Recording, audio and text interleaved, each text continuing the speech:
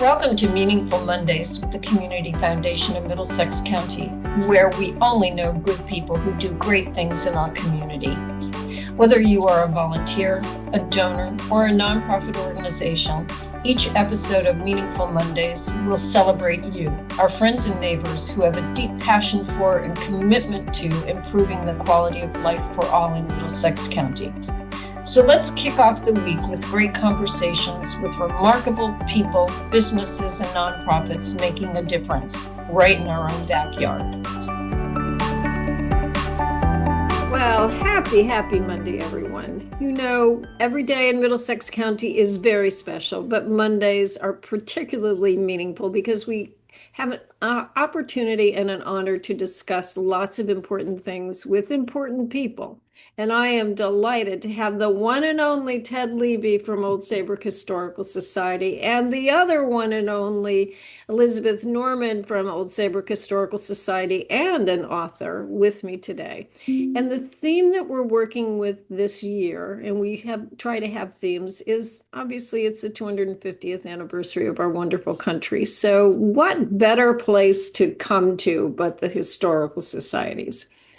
And if I may, before I turn it over to you, I have to tell everyone listening, watching, whatever, it is such an honor to work with the Old Saybrook Historical Society.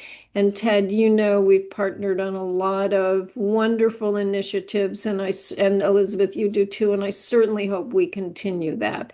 And I want to give a shout out to Marie McFarland, your fearless leader. And she and I are velcroed at the hip, I would say. Without further ado, you introduce yourselves and give us a little bit of your background and a snippet of your bio. Elizabeth, how about you? Oh, great. I have been, well, first of all, thank you, Cynthia, and the Community Foundation of Middlesex County for having us today. I have a background in museums and as publisher, now retired, of Connecticut Explored, the magazine of Connecticut history, which I was a founding publisher. It's a fabulous publication. Thank you. And was there for 20 years. And now I'm very happy to have passed it off to Kathy Hermes as the new publisher. And while I was there, we published a number of books, African American Connecticut Explored, which I think may be the most important thing I ever worked on. I did this as an editor with a whole host of important historians in the state about the long arc of the African American history of Connecticut. Really important book. Then we moved into some children's books, third grade book called Where I Live, Connecticut. And then this one for fifth grade and above, Venture Smith's Colonial Connecticut.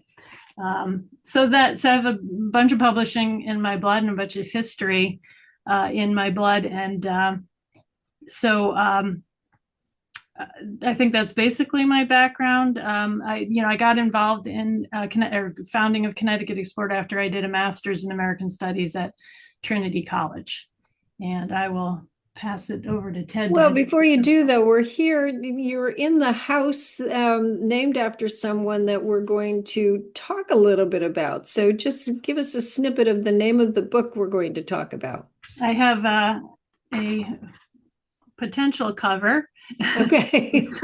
Called Awakenings and Revolutions. It's a book about the Harts, Saybrook, and the New Nation. That's the title of it. And we'll be talking a little bit more about how that came to be, because Tedd's very much a part of that story. Okay, so Tedd, you're up. Your background, please. Well, I'm a former educator, but for the last several years, I've been a volunteer here at the Historical Society. I've been involved, perhaps our most notable, largest project over the last several years has been the Fort Saybrook and the Pequot War, which involved a number of other community people, and ended up making some important contributions and updates to those important and often neglected events. And perhaps the other more notable involvement has to do with the Petrie family and the Miss James family, in which we had a well-received exhibit and produced a film about the notable James and Petrie families. And I guess I'm just hanging around for a lot of other miscellaneous projects. But But there's a lot of good work being done here by a lot of different people, and I try to help out when I can. Well, hanger on is not going to fit on a business card for you, Ted. I'm sorry. That's not going to be what we call you because you are a valuable asset to the Historical Society. And I have to say that it's our honor as the Community Foundation to work with you on the Petrie and James family initiatives. And I love the lecture that we partnered with just a couple of months ago. And we adored Liz Petrie, and I think I'm right in that she was a classmate of yours, correct? Not of mine, but there Okay. were several classmates over time who were involved with the work that we did to bring her story to the attention of the public. And I should say, and I was neglectful in not mentioning that Historical Society has been very grateful for the support that we received, particularly for the programs that were conducted here about the Petrie and James families that we had at the Katharine Hepburn Cultural Arts Center.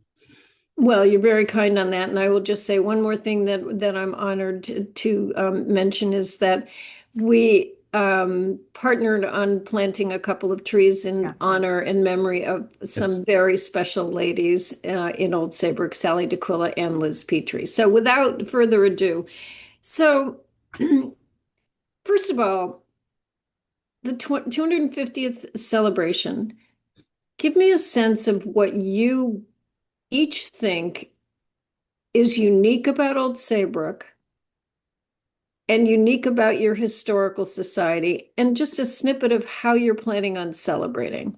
And then we'll go into your book, Elizabeth. Why don't you start with?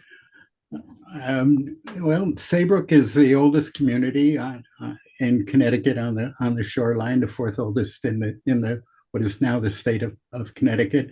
Has a long and honored history. It's important for people to remember where we have been, especially at anniversary years such as this one that we're now in. The Old Saybrook Historical Society has a number of activities and events planned for the celebration of the 250th anniversary of the Declaration of Independence and American independence. Perhaps most notable is that we'll be producing a large plaque that will honor the 56 signers of the Declaration. And in conjunction with that, we'll be planting 56 trees around the community, each one to honor one of the individual signers. This idea is really not so much ours today, but is copying from what was done in 1876 at the Centennial Observance here in town, where they planted 56 elm trees in honor of the signers of the Declaration of Independence. So we thought it was most fitting and appropriate that we do something similar. We have a number of other activities and plans for the rest of the spring and into the summer. We're participating with a townwide committee headed up by Amanda Bruler of the Acton Library, and there are other organizations in town that are also conducting various activities. Well, Ted and Elizabeth, I know the Old Saybrook Historical Society is such a great partner within Old Saybrook and beyond. So it's great. Ted, I love the idea of the 56 trees. I just love that. That sparked something in me. So you're going to get a call from me later on this week or next week. But you're in this wonderful, beautiful building, and I'm going to encourage anyone who's watching, listening, paying attention to this to make sure that they visit the building itself and then also the grounds because they are magnificent. And every time I come to the garden, I'm just so jealous because my gardens don't look as great as yours do. So, Elizabeth, tell us a little bit about your book that's coming out this spring. Well, I'm going to back it up just a little bit as an introduction to that. The Historical Society is going to hold 2 lectures in April. one of which will kick off my book on April 26th. But it starts with a fantastic lecture by Professor Matt Warschauer of Central Connecticut State University on the 11th, all right? Both of these at the Cape. And he's going to be talking about the American Revolution and Saybrook and sort of a bigger, the context of Connecticut. And then 2 weeks later on April 26th, I'm very excited again to be launching book. It's not going to be quite this large book, Awakenings and Revolutions, about the Harts and Saybrook and the new nation. And I got involved in this because when I retired from Connecticut Explored, we had kind of my husband and I had migrated down here to the shoreline during COVID. And so I came over I knew Ted from Connecticut Explored. He had contributed some stories and we'd worked on those together. And I said, so I came in and met with Marie McFarland and Ted, and I'd offered to help out in any way. I'm talking about licking stamps, stuffing envelopes, I don't, whatever it is. No task was too small. I've done a lot of that in my day.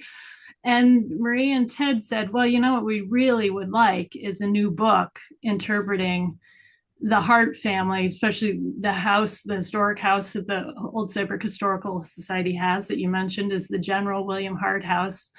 And we'd love a new book about it. The last book was done by Marion Hepburn Grant back in the 80s, I think mid 80s. And, at first I was like, wow, that's a big job. And for all the years I had edited and published and, written for Connecticut Explored, I'd really never done anything quite of that scale and that depth of research. But they just, communicated complete and total faith that I could do this. So I, you find that kind of empowering, I have to say. So I was like, okay, I'll give it a shot. And I really put the past book behind and just said, I'm just going to go research this. I'm going to look at all the primary sources. I'm just going to dig and I'm just going to see what do I find? Where is this story going to go? Is it going to be kind of like kind of boring? Is it going to be, old dead white man history that we all like to malign these days? So lo and behold, as I got into it 3 years ago, I found the whole process fascinating and the story fascinating, because in the end, there's a lot of things going on. People are complex, communities are complex, societies are complicated.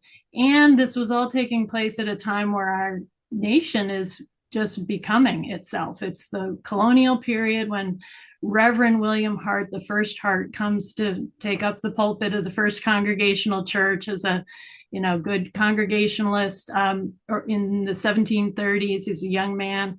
And immediately there's a whole turmoil in the Congregational Church called the Great Awakening. And I had to learn what that was. I had to learn about what his role was. And then, he marries, has children, and then the children come of age just in the Revolutionary War period. They're young men and women. And so their story, kind of their coming of age as the country defines itself. All of the sons participate in the Revolutionary War in one way or another, as soldiers, as a privateer. And also played a role on the home front, supporting the home front, which is not something that you hear a lot about, which I found fascinating. No. Yeah, because you have families, you have men who have gone off to war, and you've got the women and the children at home. You have a town that needs to continue. It's under threat because we are both on Long Island Sound and at the mouth of the Connecticut River. Right. So there's the threat of the British Navy is literally just sailing up and down all the time, and they're hearing cannon fire. And so there's the defense of the town. There's supplying of their own soldiers, the militia. There's just a very complicated time. And then there's the whole creation of the political country. How is that going to work?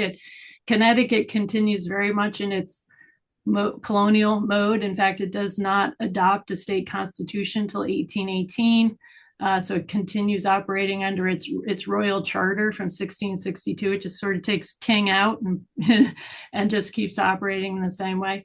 But at the same time, the country's evolving. The Harts brothers get involved first in privateering in the Revolutionary War, and then in the West Indies trade, which is where General William Hart, who doesn't become a general until after the war, he's a major during the war, where he makes his wealth. He invests in the Connecticut Western Reserve, which becomes part of Ohio. Right. Mm-hmm. He serves in the state legislature. He runs for governor under the newly formed Jeffersonian Republican Party, which is the beginning of a two-party political system, which is very controversial and very radical at the time. So there's just all kinds of things happening. I just kept uncovering. Oh my gosh. Little pieces and pieces. And then you put all these pieces together and you kind of step back and try to see, what does it all mean? So it really became, just really a fascinating project, which I hope comes across in the reading of the book. It's really designed as both about the house, about the collection, about the Hart House Heritage Gardens, and then all this genealogy, which is more than just genealogy. It's really the story of all these members of the Hart family, and they have very different stories, even though they're one family. They all take different paths, and so it touches on a lot of moments of Connecticut and the nation's early history, and that just surprised me. I didn't make this up. I just kept finding it. It's fascinating about you. As you were going, I'm thinking, how in the world do you keep track of it all? And do you have diagrams all over that you track for the genealogy? I'll ask that first question, and then my other question that both of you may be able to answer. Based on the research and the book that was done in the 80s, were there huge surprises with your research that your research uncovered, Elizabeth? Or Ted, were there surprises that you didn't know about until Elizabeth came along? Well, there were, the book that was done in the 80s was the best available at that time. There's been a lot of new evidence that has been uncovered since then. And many of the activities and the events in the country are open to new kinds of interpretations. Right. But I should say, and Elizabeth just glossed over this like it was nothing. She was in here all the time, working all the time. We could always depend on seeing her. But more than that, she used the electronic sources as well as personal visits to go to the Connecticut State Library and the old Connecticut State Historical Society, and got materials from the Library of Congress. She's done outstanding research, and she brought her own good writing skills with her. But it is a story of the beginnings of the nation as much as it is events in this town, because the Harts were so involved in so many important activities that were taking place at that early formative stage.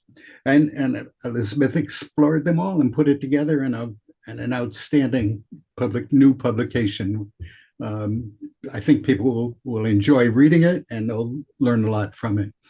So my first thought is, are there descendants still living in, not in Essex, excuse me, in Old Saybrook or anywhere? Interestingly, not since the 70s, I think, the last Hart. So, and which I want to say, this is going to sound negative, but sort of a blessing, because I was like, where is this book going to stop? So it really ended up being only 3 generations. The first are Reverend William Hart, starting in the 1730s, and then the next generation. By the 3rd generation, a lot of times the daughters, they marry and they move away. And then the sons, Connecticut, by the end of the 1700s, is out of land. So there was a migration of young men out of the state, north to Vermont or west to New York and west to Ohio and other places in search of land. And so that seemed to be kind of what happened with the Hart family eventually, except for one. The General William Hart, his next younger brother was Samuel Hart. His line is the last that had Okay. residents, and that sort of worked out for me because that's about when I ran out of steam to be researching. Or it ended up kind of encapsulating and ending around the 1820s or so, when really the state is now in a whole new era where you've got industrial revolution is that it's becoming a whole different thing. That Right. would have to be maybe volume 2. Oh, well, we're looking forward to volume 1, so we'll hold Yeah. off on volume 2 until next Exactly. year. How's that, Elizabeth? Yeah. But then my question is, so he became a general after the Revolutionary War. How did he go from colonel to general? How did that work? He was a major in A the major, sorry. of a light horse cavalry unit. This is William Hart Jr. In the Revolutionary War, and then after the war, in about, I think I've forgotten the date, but 1790s or so, he's continued to be. This is the local state militia, so he's operating really within the state. He's promoted to a major general in the state militia. So by then, the Continental Army has disbanded, I suppose, at that point, and that's how he continues. So he has a very long association with, on a number of levels of leadership in the state, but in the state militia. And you're the perfect foil for my next question, Elizabeth. So it seems as though the Harts were wonderful leaders and cared about the community. And Ted, I know you're so into history, and I'm thinking of the young people who hopefully are watching this and hopefully are diving into our history this year and beyond. What are leadership lessons that we can take from General Hart? Any that came out?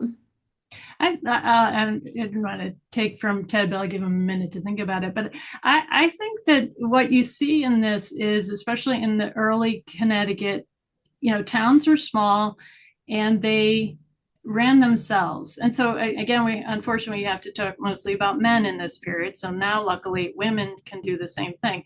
But almost everybody needed to stand up and take a role in the running of your town. Mm-hmm. They had some fun names like fence viewers and listers, and there's I don't know, barrel something. There were all kinds of different roles that people played in running a town in that period. And then the town, twice a year, they elected 2 representatives to go up to the State House and sit in the General Assembly. And so William Hart did that quite a lot. His brother Samuel kind of succeeded him after that. Other members of other people in town generally had the other slot. So I think there was a very much a sense that each person in the town has a role to play. So they were very civically engaged. I'm sure not everybody in town, but generally lots of people needed to fulfill roles. There wasn't a professional police force or fire department. Wasn't the kind of infrastructure that we have today. So I think the lesson is to say, this is my town, this is my place. I have a role to play. It can be on your local school board. It can be, in any number of committees in a town that towns still rely, especially in Connecticut, still rely on people to step up and serve.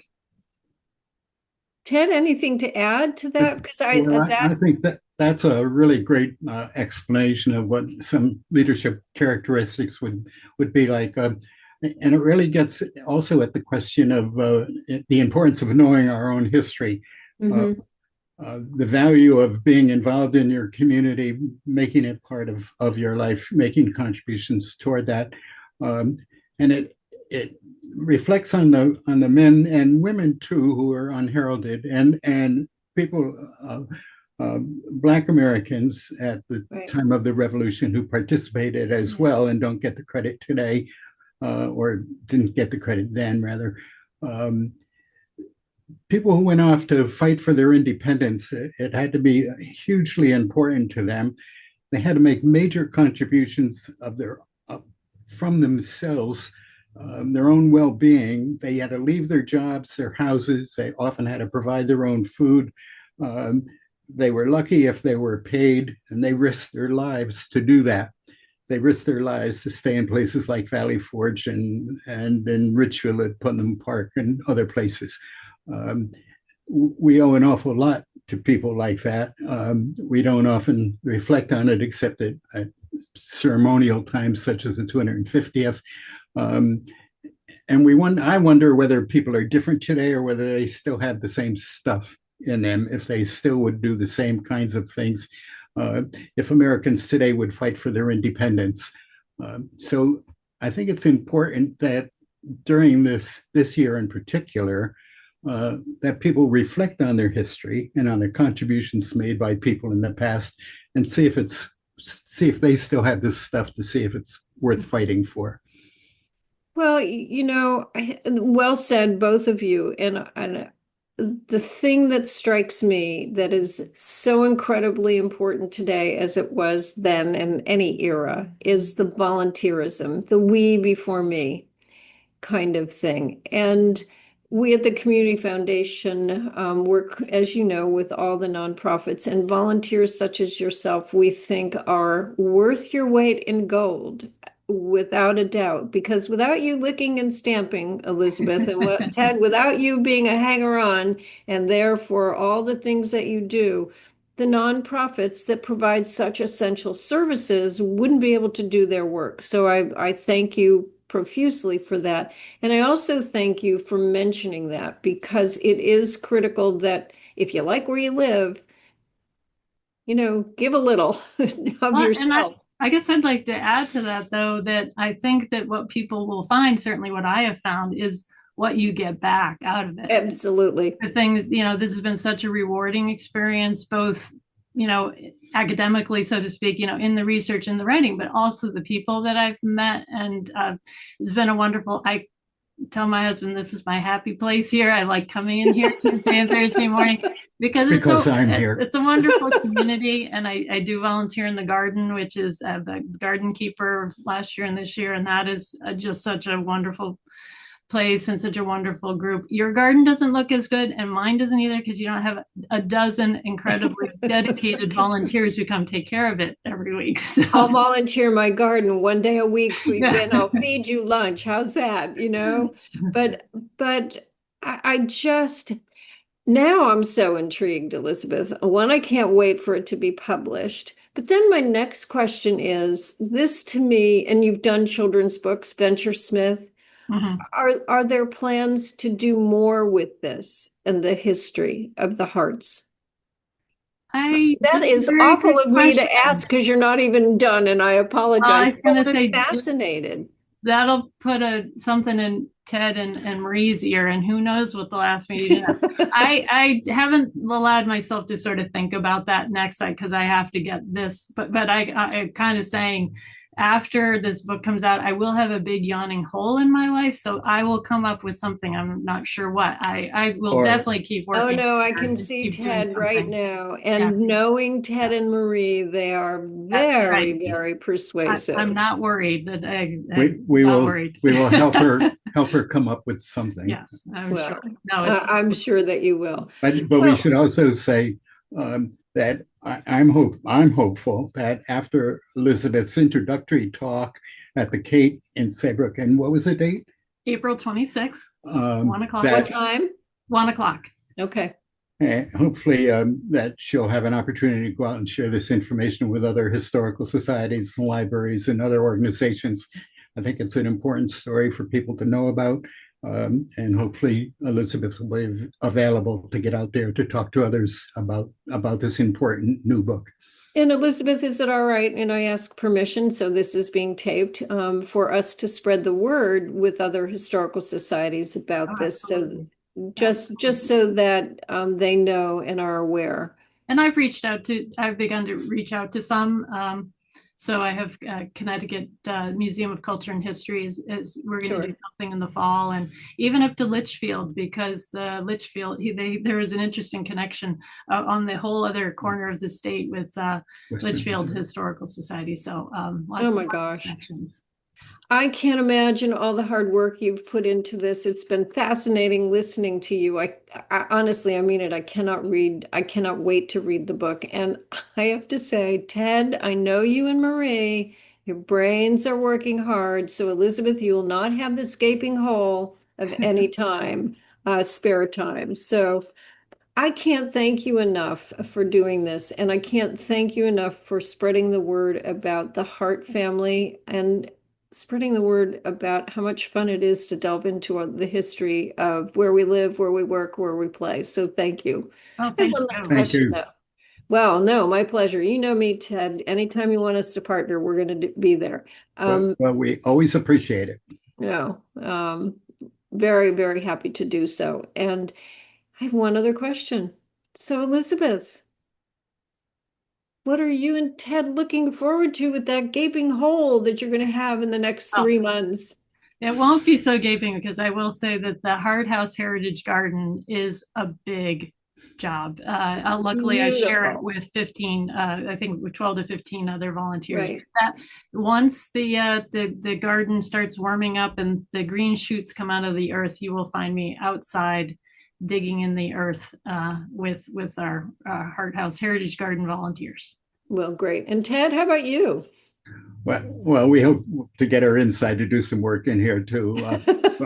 But we're for the foreseeable near future, anyhow. We're going to be deeply involved with the 250th events on July 5th at the Hart House. We will have a concert with folk singer Rick Spencer, who is pretty well known in the area, who's going to sing some songs about the American Revolution.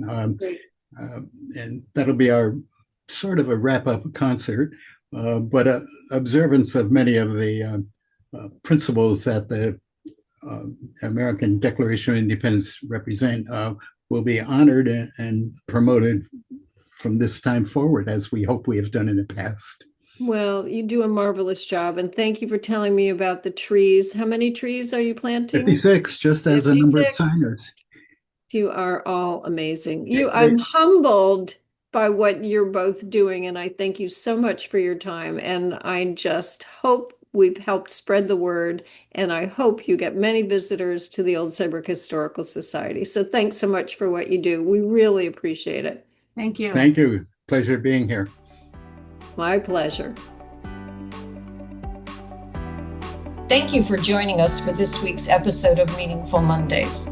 At the Community Foundation of Middlesex County, we know that philanthropy matters and philanthropy works. Together, we support the arts, education, human services, animal welfare, the environment, heritage enhancements, and so much more by providing services, programs, and grants to our local nonprofits. We invite you to learn more and share your passion with us. Visit us at Middlesex County CFMC. .org or contact us at 860-347-0025. Together we can make great things happen.